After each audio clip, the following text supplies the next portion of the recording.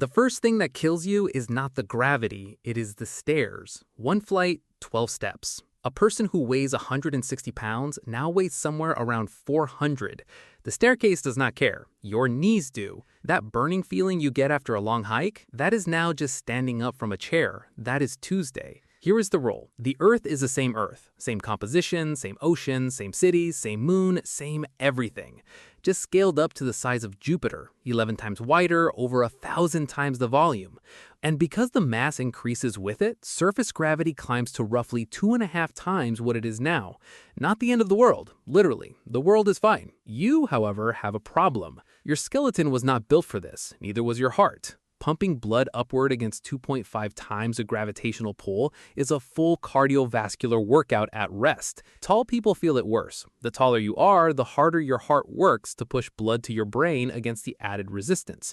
Being 6 feet tall stops being an advantage. It starts being a liability. Human height would drift shorter over generations, not because of some dramatic mutation, but because shorter people would simply survive longer. But you do not need to wait generations to watch things change. Just watch the first week. Airplanes ground themselves, not out of panic, out of physics. Not only that lift is a fight against gravity, more gravity means you need far more speed, far more fuel, far more wing. The aircraft currently sitting at every airport in the world were not designed for this. Commercial aviation does not slowly adapt. It stops completely. The entire global supply chain that depends on air freight, pharmaceuticals, electronics, fresh produce crossing continents overnight hits a wall within 72 hours. Not because anyone made a decision, because the planes simply cannot climb. Now here is the hidden system this scenario exposes. The modern world runs on things moving fast, and fast movement, almost all of it, fights gravity directly. Ships are fine, actually. Water still floats them. Ocean freight adapts. But what used to take hours now takes weeks, and the entire economic architecture that was built around speed, the just-in-time supply chains, the overnight delivery promises, the global distribution networks, starts to crack at the seams. Meanwhile, the atmosphere has quietly changed in a way most people would not connect to gravity at first. Heavier gravity compresses air. The atmosphere is denser, especially at sea level. The air is thicker, not unbreathable, but noticeably heavier. People at altitude feel it differently. Cities like Denver or Mexico City now sit in conditions closer to whatever space camp feels like today.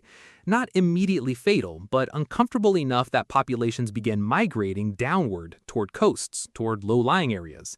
Real estate in low-altitude regions, the Netherlands, Bangladesh, Florida, gains a strange new premium, except those places now have a different problem.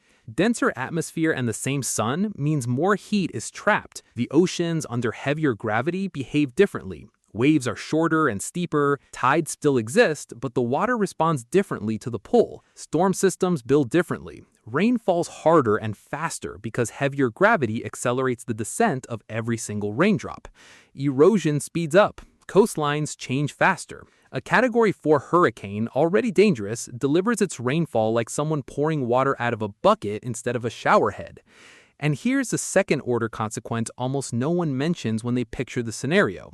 Buildings, not exotic skyscrapers, ordinary buildings. The average office block was engineered for 1 G of downward force. Material science, load-bearing walls, foundation depth, all of it was calculated for a world that no longer exists. At 2.5 G, structures that were fine last week now carry loads they were not rated for. Not all of them fall immediately, but old buildings, poorly maintained buildings, buildings that were already marginal, start failing quietly. A crack here, a settling there. Structural engineers become the most important people on Earth for about 5 years. The easy assumption is that this scenario ends with floods and crushed cities and everyone scrambling to survive. That's not quite right. The stranger truth is that most people do not die. They adapt. Slower, lower, closer to the ground. Over decades, architecture shrinks, cities compact. Humans stop trying to build tall because tall is expensive in ways that were never true before. Every meter of height now costs more in material, more in energy, more in physiological strain. The sky stays blue. The same stars come out at night. The moon still rises. But the horizon feels closer. The air feels heavier. The world has not ended. It's just become exhausting. And maybe that's the real answer to the question. You thought this would be about catastrophe, giant waves, crushed continents, extinction-level pressure. But the actual consequence of living at the bottom of a deeper gravity well is quieter and more personal than that. You just get tired faster, and eventually, you stop building up.